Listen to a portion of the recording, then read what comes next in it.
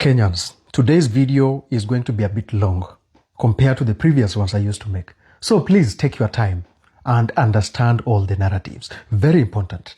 So, why is it that the people of Northern Kenya, despite all the allegations, media presence, and the push for accountability, they seem to be very comfortable in holding the leaders accountable?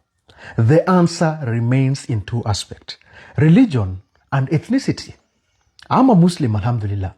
But today in Northern Kenya, a political leader will go to the people. He will build madrasa. He will build mosque. He will contribute fundraiser for the madrasa in exchange of one thing, so that the religious leaders in that institution will not question, will not judge, will not critique him. You see, even though they are not perfect, they have a lot of problems. The likes of Timothy Njoya, Cardinal Njue, late Mwana Wanzeki, Bishop Tipis, and the late Bishop Kip Korir from Rift Valley, they have the history of standing against oppression. And even to an instant, some of them refused politicians to contribute money when it comes to church gatherings. You can't get the same in Northern Kenya. In Northern Kenya, there is no opposition. Everybody seems to sleep with the government. And that is why Farah Maalim the other day, actually, the people of Northern Kenya are much obsessed with William Ruto than even our Kalenjin brothers. That is why Farah Maalim said he is ready to unalive 5,000 Gen Zs in exchange to protect William Ruto. So, the leaders, the religious leaders can never do a press conference, but they can do one thing. They can push for young people to get married to second, third, and fourth wife. They will judge you for that. They will judge you when a lady stays longer in parents' household for not getting married. They will push for a 20-year-old daughter, a 20-year-old lady to get married to a 56-year-old man.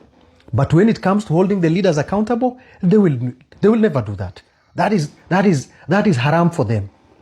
You know, eating pork is haram for them. But holding these leaders accountable is very, very non-permittable for them. So the leaders take advantage. You see the case for the governor for Mandera yesterday, who was grilled by Moses Kajwang. When the governor for Mandera goes back, I'm going to bring now the ethnic bigotry in this. He will tell the people of Mandera, huyo mtu alini interview, that is a gurale, that is a nywele ngumu, that is a kafir. So the way they grilled me, they don't like me. So I'm your son, and I was humiliated in Nairobi. I did nothing wrong. You guys should stand with me. And the elders will be like, wow, ni kweli, wewe ni kijana yetu, lazima tutakuwa na wewe, lazima tutastand na wewe. In Northern Kenya, people are very obsessed with political appointments. That is why for every political appointment in that region, they have a homecoming party.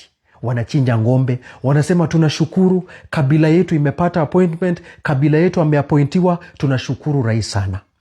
This translates to the next thing I'm going to share with you. You go to Garissa, Wajir, Mandera, Isiolo, Marsabit. All the people, if not 90%, who works in the office of the governor are blood relatives. You can go and confirm. Be it an uncle, be it a cousin. Because for them, this matters a lot. A typical Kamau in Kiaru constituency, an alcoholic Kamau will wake up in the morning. He will get the bursary without his ethnical prejudice. Ndidi Nyoro is not going to do that. He is entitled to 500 shillings per term for his kid for the secondary school. He is going to get 15,000 from Muranga Youth Service if his son is going to graduate from the cohort. Tax exempted from the first year of starting the business. He will get the bursary for Kiaru constituency. He will get the bursary for the county government. Even if he's going to be addict, there is a rehabilitation center in Muranga. Abdi, a typical Abdi wakes up early in the morning in Isiolo. He or she, to get a job, she needs to be a close relative, a cousin, an uncle to the governor. Leave alone that, they need to be having a bloodline, a lineage for that matter. Number two, there is no rehabilitation in Isiolo. So it's already a disadvantage. Number three, when it comes to opportunities will always favor on how you voted. And you need elders to speak for you. That is why 90% of the people from Northern Kenya who works in the national government, they've not gotten that position on meritocracy. It is political leaders giving them referrals. So here comes the question. Here comes the scapegoat. A Kikuyu will be brought into the section. A Kikuyu now will be used. They will tell you, the Kikuyus you are seeing are the problems. We are not the problems. They marginalized us. So, Ndedi Nyoro working, giving all these access, Irungu Kangata working, and the leaders of Northern Kenya not working is what you call marginalization. I believe marginalization ended in the year 2013.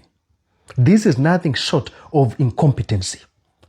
As we go forward, Kenyans, take these very clearly and take these with a good lens. When it comes to voting, they use clans. Other Kenyans battle with tribalism. When you look at Kikuyus and Kalenjins, they do have tribalism, but they do elect people with competency. You cannot see that in Northern Kenya because they use the elements of negotiated democracy. It is these clans, it is these tribes turn to it. That is why you can never see any sense of questioning from these people. Munaelewa? So Kenya, this is how people behave for many years. This is the narrative. The very same Farah Maalim and the other leaders are doing press conference in Nairobi,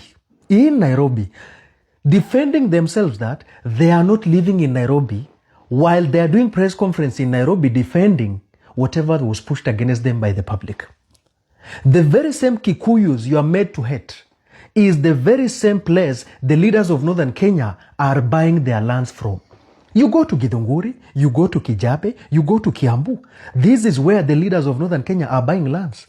And at the end of the day, very quick scapegoat. Kikuyus as your problem. Look, I want to pose to the people of Kenya one thing. The people of Northern Kenya. You see, you go to Suna East, they elected Junet. It's a Christian dominated. You go to Maua, they elected Dawood. The current CS for sports in Kiambu is a warrior. Can we do the same in Northern Kenya? We cannot do because of religious bigotry. We will feel intimidated. It is so easy to build a mosque in other parts of this country, but there build a church in this region because people don't have sense of religious tolerance. Religious intolerance is a weapon used by politicians to instill fear to the people of Northern Kenya. That is why people think the way they think without questioning anything. Somebody like me speaking against the religion and I'm a Muslim, I will be seen as an outcast. So this is the reason why a young man who will see me attacking Duale will not see me being, objective. He will be attracted to the narrative of Duale being a Somali or a Kushite, and they will feel agitated to be used in fighting me. This is what they do, Kenyans. So this is why there are no leaders. This is why there is no accountability. Because for you to be loud and for you to be mouthy in Northern Kenya is not needed. Everything should be done in silence. As I confirm to you, go to the counties I've mentioned. If not relatives, if not uncle, if not brother, if not cousin, if not a wife, everybody working in the county government is indirectly or directly related to the governor. And here comes the bigger, gaslighting. Corruption happens everywhere. Corruption happens everywhere. So why are we the ones who are always being questioned about this? They said to whom much is given, much is expected. If there is a place that was to develop is Northern Kenya because of the population and because of the distribution. Other counties like West Pokot and Turkana are doing quite much. Why is it that if indeed we are Muslims, why is it that these counties are not working? This is the bigotry. This is what is killing the people of Northern Kenya. And the moment they will overcome, they will see beyond religion and ethnicity. That is the time we are going to see leadership rising in the region. But sai, hakuna kitu munaona. And this is a form of programming that will go on. It will be used in the ballot box. Why do you have to be given money for you to go and vote? That is your constitutional duty. That is your patriotism duty. Hiyo ni maudhui ya uraia mwema. You are protecting taxpayers' money if indeed you are patriotic. And that is why these things are very selective, Kenyans. We have one of the highest proportion of the people who have been appointed to the government, but we still suffer from peculiar problems. The Kikuyu you are blaming on has a referral hospital. The Kikuyu you are blaming on has a good functioning in school.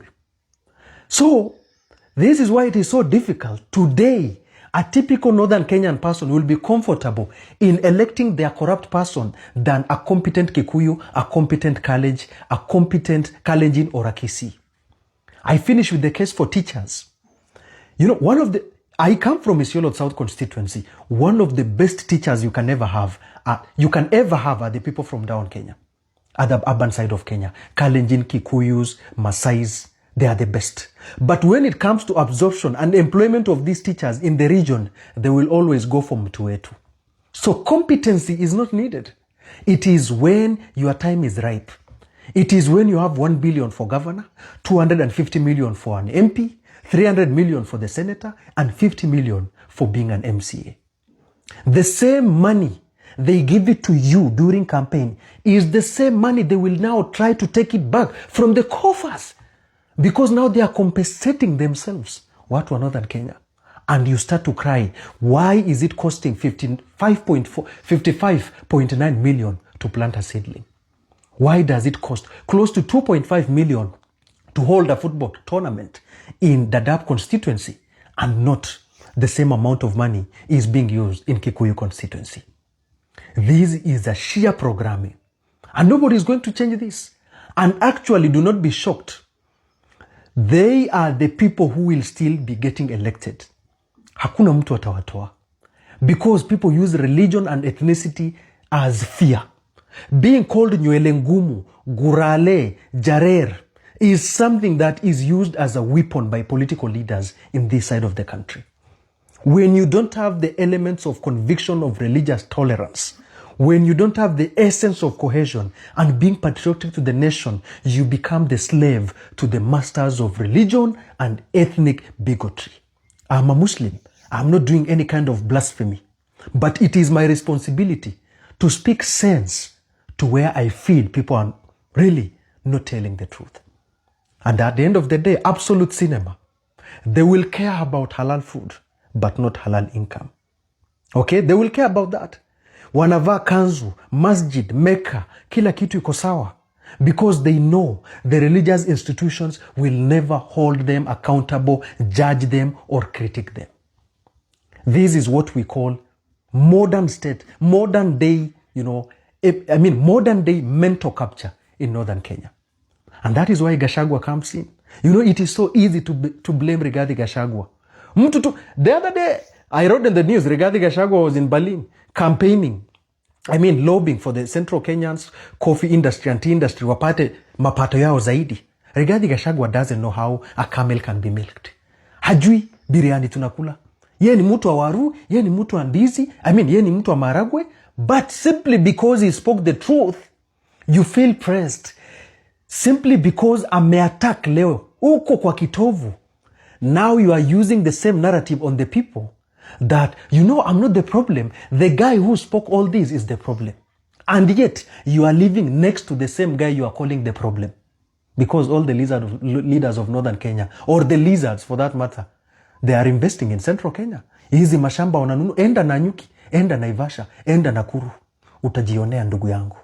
The very same people they are telling that they are the problems are the very same people they are so comfortable to buy their lands. Finally, they will embrace somebody who is elected. They will worship you for that matter. Today, there is a certain deputy governor in Northern Kenya who took one of his relatives and sons to Harvard University. Not on scholarship, not on grants, on his own pocket. A typical deputy governor earns 564,000 Kenya shillings. I'm telling you, it costs more than 2 million even per semester to pay your university fees in Harvard. But you know what they do? Ni mlango yetu, ni damu yetu, ni superior, akona nywele soft, ni kijana wa maana, atakuja kurithi baba yake. That is why we have negotiated democracy in this part of the country, where nobody is going to hold you accountable. It is only your turn to eat. Kenyans, I'm speaking to you about this. In the middle of the night, nowhere, like somewhere, in the middle of nowhere in Europe, hii kitu imenisumbua sana. But for this long video, I hope it was worth it. Now you understand why the people of Northern Kenya behave in a certain way. Kenyans. Share this video, repost, like and comment. Tumakinike sana.